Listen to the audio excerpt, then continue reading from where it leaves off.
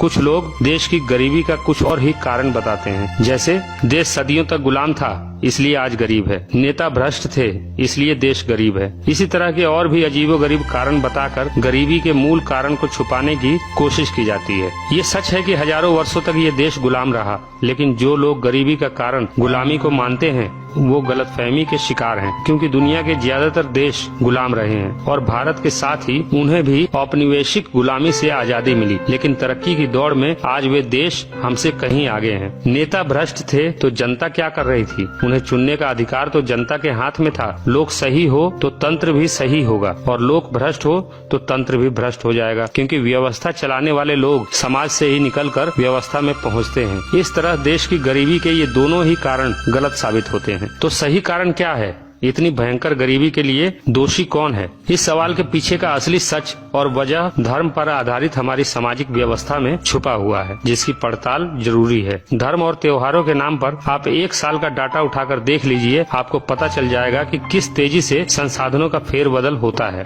लेकिन संसाधनों का ये फेरबदल धार्मिकता के नाम पर नीचे से ऊपर की ओर होता है। इसलिए समाज का 90% वर्ग सदा गरीब बना रहता है और 10% वर्ग संसाधनों का मालिक बना रहता है। यही वजह है देश में गरीबों के साथ साथ अरबपतियों की संख्या भी बढ़ती चली जा रही है। धर्म के नाम पर हर साल देश के कीमती संसाधन खरबों रुपया, मैन पावर कैसे बर्बाद किया जाता है, इसका उदाहरण मैं आपको देता हूँ।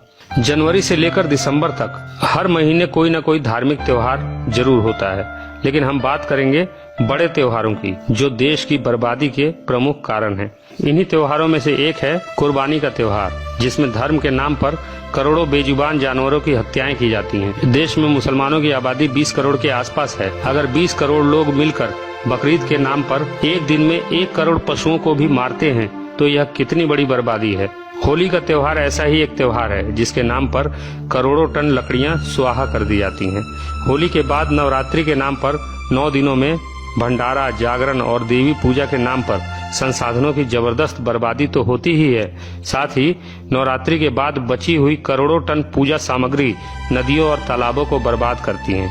फिर इन नदियों की सफाई के नाम पर देश की गरीब जनता के खून पसीने की कमाई से करोड़ों का बजट पास किया जाता है। और हैरानी की बात है कि नवरात्रि का ये त्योहार साल में 2 बार आता है। साल में लगभग 15 ऐसे बड़े त्योहार भी होते हैं जिनमें बड़े पैमाने पर देश की नदियों को बर्बाद किया जाता है। गणेश चतुर्थी, विश्वकर्मा पूजा, छठ पूजा जैसे त्योहारों के बाद तो नदियों और समुद्री किनारों का बुरा हाल कर दिया जाता है। इन सब के साथ हर साल कई रथ यात्राएं भी होती हैं। हर साल होने वाले 10 दिन के दशहरे में देश का कितना श्रम और संसाधन बर्बाद होता है, इसका अंदाजा आप इसी बात से लगा सकते हैं कि केवल दिल्ली की 15 रामलीला कमेटियों का 10 दिनों का बजट 1050 करोड़ से ऊपर है। दशहरे के आखिरी दिन रावण दहन के नाम पर संसाधनों में आग लगाकर जो प्रदूषण फैलाया जाता है, उसे और भयानक स्तर पर दिवाली का त्योहार पहुंचा देता है। एक दिन में अरबों खरबों रुपयों को पटाखे के नाम पर आग में झोंक दिया जाता है। संसाधनों की यह भयंकर बर्बादी घोर गरीबी को जन्म देने के लिए काफी है। काल्पनिक ईश्वर और उसकी नकली किताबों की झूठी कहानियों के नाम पर एक साल में लाखों करोड़ रुपयों को बर्बाद कर दिया जाता है। इस बर्बादी में संसाधनों का जो जबरदस्त फेरबदल होता है, उसके परिणाम स्वरूप समाज का शोषक वर्ग और ताकतवर होता जाता है और समाज का एक बड़ा वर्ग वंचित बना रहता है। इसलिए शोषक वर्ग ऐसी शोषणवादी धार्मिक व्यवस्था को स्थायी बनाए रखने के लिए बड़ा जतन करता है। लोगों में धार्मिकता बनी रहे, इसके लिए धर्म की कट्टरता पर जोर देता है। इसका परिणाम यह होता है कि धर्म के नशे में धुत लोगों की भीड़ हमेशा भीड़ बनी रहती है और भेड़ों की भीड़ से कभी समाज नहीं बनता, बल्कि समाज बनता है संवेदना, ज्ञान, सही और गलत की सामूहिक समझ और बेहतर भविष्य के निर्माण की ओर वैज्ञानिक दृष्टिकोण रखने से। इनमें से कोई भी तत्व आपको भेड़ों की इस भीड़ में दिखाई नहीं देगा। यही वजह है कि घोर गरीबी और अराजकता भरे माहौल में इंसानों की ये भीड़ भेड़ की तरह जीने की आदी हो चुकी है। भेड़ों की इस भीड़ को फर्क नहीं पड़ता कि कोई भूख से मरे या कोई कुपोषण से। देश पर विदेशी कर्जा बढ़ रहा है आज के समय हमारे देश पर 32 लाख करोड़ का विदेशी कर्ज लदा हुआ है, जो हर साल 3 से 4 लाख करोड़ की दर से बढ़ता चला जा रहा है। इस भारी कर्ज का एक महीने का ब्याज ही 22,000 करोड़ रुपए होता है। देश पर हर साल चढ़ने वाले इस भारी कर्ज का कारण है ईमानदारी से टैक्स नहीं भरने की लोगों की प्रवृत्ति और राजनेताओं, उद्योगपतियों और धर्मगुरुओं का भ्रष्टाचार।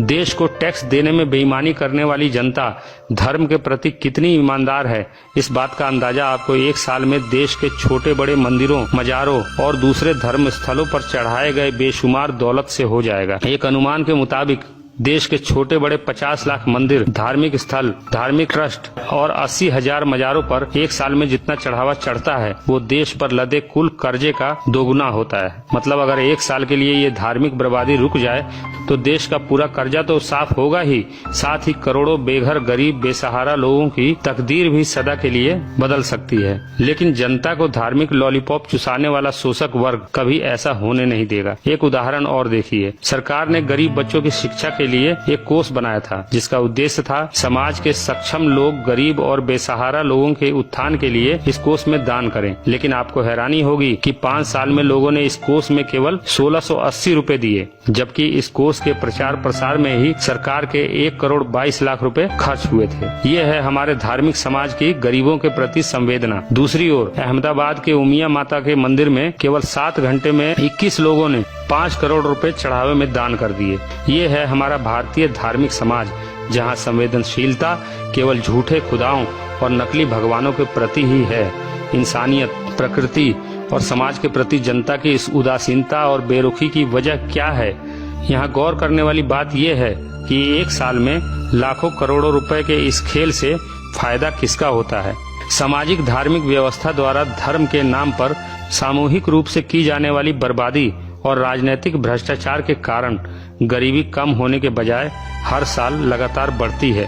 गरीबी से पैदा होती है बेरोजगारी, और गरीबी और बेरोजगारी मिलकर समाज में अशिक्षा का माहौल पैदा करते हैं, जिससे जनसंख्या बेतहाशा रूप से बढ़ती है। ये मुख्य समस्याएं मिलकर समाज को अराजकता, अन्याय, शोषण और अपराध के घिनौने दलदल में धकेलती चली जाती हैं। ऐसा समाज धीरे धीरे उपेक्षा और संवेदनहीनता के उस स्तर तक पहुंच जाता है जहां केवल 2 ही रास्ते बचते हैं, एक अंतहीन गुलामी या फिर क्रांति।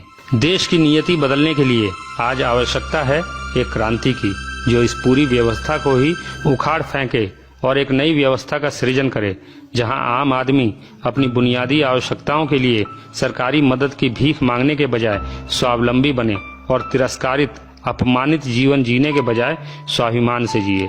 एक ऐसी व्यवस्था जिसमें कोई भूखा ना सोए, कोई बेघर ना रहे, कोई नंगा ना रहे, पृथ्वी के संसाधनों पर सभी का बराबर हक हो, कोई नीच ना रहे, कोई ऊंचा ना बने, कोई दानी ना रहे, कोई भिखारी ना बने, कोई सती ना हो, कोई वेश्या ना बने, दहेज के लिए कोई स्त्री जलाई ना जाए, कोई स्त्री होने के कारण सताई ना जाए, गर्भ में ही वो गिराई ना जाए, जहाँ गोत्र ना हो, जाति का बंधन ना हो, धर्म की कोई दीवार ना हो, जहाँ भगवान के आलिशान घर ना हो, आम आदमी बेघर ना हो, बेबस ना हो, जहाँ किसी परमेश्वर का सवाल ना हो, जहाँ ईश्वर के दलाल ना हो। एक ऐसी व्यवस्था जिसमें भय, भूख और भ्रष्टाचार ना हो, आतंक, अन्याय और अत्याचार ना हो, किसी औरत से बलात्कार ना हो, और जहाँ मानवता बौनी और लाचार ना हो। आपको हमारा यह वीडियो कैसा लगा कमेंट बॉक्स में जरूर बताएं और हमारे इस चैनल को सब्सक्राइब जरूर करें। सदियों से फैलाए गए अंधविश्वास और कुरीतियों के विरुद्ध वैज्ञानिक चिंतन के साथ खड़ा यह चैनल दुनिया को समझने का आपका नजरिया बदल देगा। धन्यवाद।